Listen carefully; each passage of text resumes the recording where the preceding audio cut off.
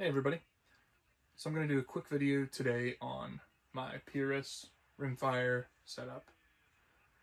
Thank you for joining me today. Hopefully we'll go over something that maybe somebody has some questions on. Maybe it can help somebody out deciding what they want to do. Anything I say in here, if I talk in big generalizations or make broad statements, is my opinion on the sport, and if it helps you or not, that's great. If you want to do something different, that's great too. So this is my rifle.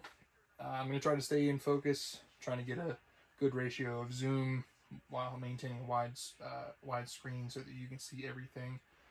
This is a Zermat Arms RimX Action, chambered in 22 long rifle by Beck with Beck rifles, or Beck built rifles.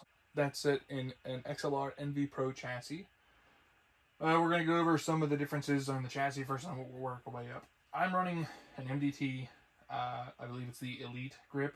I have a spacer underneath here that I've been trying to move the grip of my fingers here that aren't my trigger finger, my support fingers we'll call them. I want to move them forward so they're more in line with my 90-degree trigger here. So that's why you'll see the silicone self-adhesive or self-adhering grip tape. Then we'll move forward. We've got the Gray Ops bag stop. That's an Arca clamp bag stop, just to help protect the mag so they're not loading in and changing that feed angle. Helps with feeding, not jamming, trying to feed, all the issues that we all know as rimfire shooters. We've got the Pro package, kind of. I'm not running the NV bridge, but it is running the internal weights and the external weights and the brass spigot here. What this is going to do is it's going to help you with your balance point. So if I tighten up the tripod here, loosen up the clamp, this gun is free sitting and it's going to balance roughly the center point of your support bag. So then we're going to move up again. RimX Action barrel. My barrel is, I believe, a 24-inch barrel. It's been counterbored to be threaded if I wanted to run a suppressor. I've run the suppress mainly just for shooting around here, just make it a little quieter. I don't typically run it suppressed in a match. I have my reasons. Maybe we'll go over that in a later video. Pros and cons of running suppressed. However, this rig does not run suppressed at matches, but it's a great option to have if you want to. Now from that, I believe this is only a 20, it's either 20 or 30 MOA rail from Zermat. This is the Warne Skyline one-piece mount. Then it's running the Warne Skyline dope card holder. Then we have a Mischief Machine bubble level, which Tony over at MK Machine said that this 3D printing, he said the technology is really good. This is super high quality print on these. I've been running Mischief Machine stuff for going on like 5 years now. He's actually a local guy here in Pennsylvania. He's over in, I believe, Mechanicsburg, so he's east of me. Unlike guys that are running electronic levels, the only thing I may do is in the future I may switch to the send it level with the ocular eyepiece, but for now, when I set up, I'm still used to running my bubble level. Then we're going to go to our scope, which is the Athlon Cronus BTR Gen 2 4.5 to 29 by 56 with the PRS 6 reticle in it. I ran a Cronus now for 4 seasons. I actually believe I ran this exact one for 4 seasons. This has been long line tested, it's been track tested. I believe it's within less than a percentile for tracking. So it's greater than 99% accurate for tracking, which is fantastic. And it's a heck of a bargain on the market, and it's a great scope for the game. My son's also killed a doe. He killed a doe with not this one, but another one on my centerfire PRS rig. We're going to spin it around. I'm going to show you ECI chamber. So we have an empty chamber indicator in here. So yes, YouTube, this chamber is empty. Pulled out look, this goes actually in the chamber to show that there's nothing. This is a Haas and Shield magnetic ECI chamber. So this is their Gen 2. This is a soft polymer, we'll call it. It's indestructible. He has videos of shooting these things. You can't break them. The first generation were made out of more of a nylon, and the nipple that goes in the chamber would break off. These have been great, especially you go to range and show, hey, that I am safe, I'm clear. I have mine tied with a bungee to keep my bolt forward so that it's not slamming back and forth. And then I also obviously have the remove before firing keychain with the Hawes and Shield logo. This is the MK Machine throw lever for magnification. Those guys over there are super nice guys. They are really good people. I've met with them in person and talked to them. Shout out to Tony and everybody there. Again, great people. I believe we'll go a little bit more in depth on the barrel, and then that's really, other than trigger, it's all we have to talk about. This is, again, a 23 or 24-inch barrel spun up by Ryan Beck at Beck Built Rifles. It's a 1 in 12 twist Shilen Ratchet with a Nevis chamber in on this one.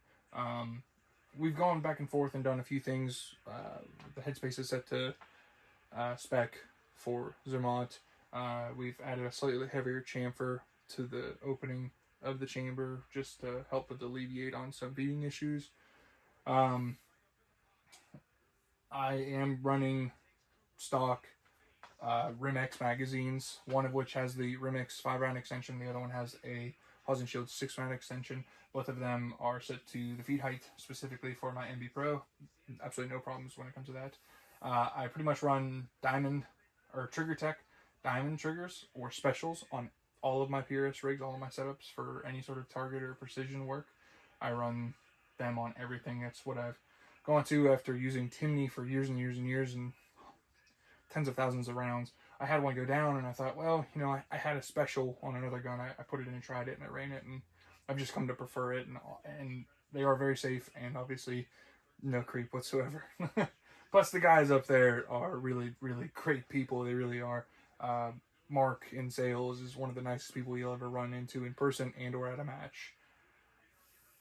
I run lot test at Ely. I traditionally lot test my Ely myself. I've been running Ely Team and or Ely Match for a little over a year now.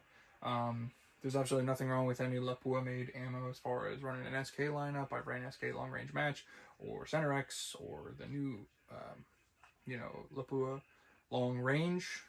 All of that's great stuff. I have nothing to say about it.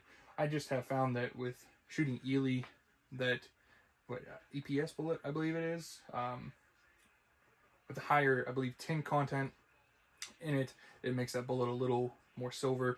It's a little easier to see and track with your eye, and I've really grown accustomed to having that at matches. With this rifle, last year I placed 30th in the region for the Northeast region, which in my opinion, we have the toughest region to shoot in as far as sheer number of people that are going to be ranked and that of higher competition. That being said, none of the regions are slouches, and we have great shooters all over the country, and we have great people that are shooting all over the country. And I can't say that I'm going to leave my region and go to somewhere else and have easier competition. The sport is very dynamic, and the rigs are ever changing and ever evolving. So, maybe next year when we do a revisit on our 2026 setup, it may be a little different. But for now, I've ran XLR chassis for a little over 4 seasons. I've ran Cronuses for 4 seasons.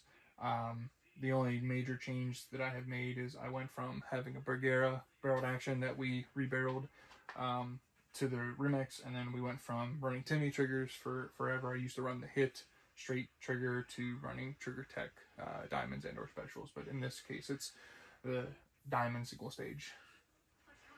Other than that, this is it, and if there's any questions, please leave them in the comments below. Discuss what you have, or if you have any questions on this or how you would go about getting yourself built one of these, feel free to reach out to me either personally or through the comment section.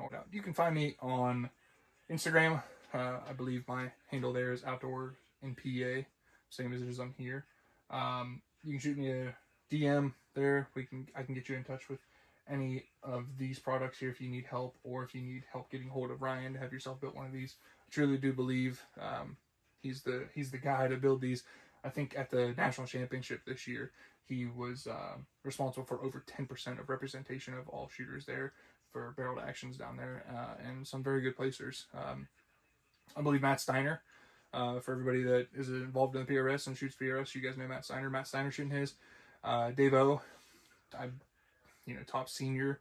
Dave O's running Brian's rifles. Justin Lyons. Justin has been synonymous with top 10, top 20 shooters in the country for the last few years. He's probably going to go to Worlds. He's been running, he's ran some of Ryan's barrels. He speaks very highly of him. I don't know that he's currently, but he has in the past. So I would highly recommend Ryan if you're looking to have yourself a PRS Rimfire rig built. Whether that's for PRS Rimfire or for NRL 22. Thank you for watching my video, and stay tuned for more content.